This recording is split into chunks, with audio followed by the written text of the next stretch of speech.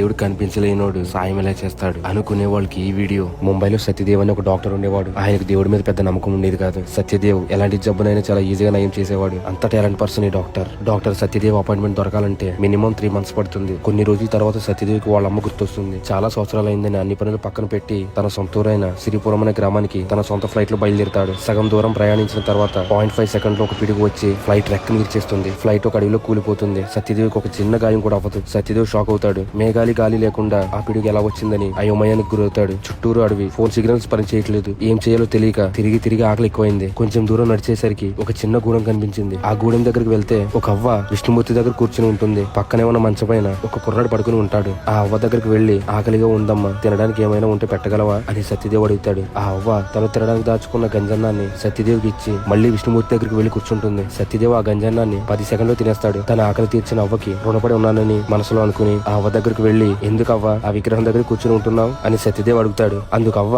మంచం పైన పడుకున్న నా మనవడు 6 నెలలు బట్టి అనారోగ్యంతో బాధపడుతున్నాడు. పట్టణానికి తీసుకువెళ్తే ఈ వ్యాధి ఏంటో మాకు తెలియట్లేదు. ఈ వ్యాధి నుండి మీ మనవడిని బ్రతికించాలంటే ముంబైలో ఉన్న డాక్టర్ సత్యదేవ్ వల్ల అవుతుందని డాక్టర్ చెప్పారు. అంత దూరం తీసుకెళ్లడానికి నా దగ్గర డబ్బులు లేవు. అందుకే ఏం చేయాలో తెలియక ఈ నారాయణుడి దగ్గరే కూర్చుని వేడుకుంటున్నాను అని అవ్వ అనగానే సత్యదేవ్ ఒక్కసారిగా షాక్ అయ్యి విష్ణుమూర్తి దగ్గరికి వెళ్లి ఏడుస్తూ దండం పెడతాడు. అంటే విష్ణుమూర్తి సత్యదేవ్ని కావాలని ఇక్కడ రప్పించుకున్నాడని సత్యదేవ్కి అర్థమైంది.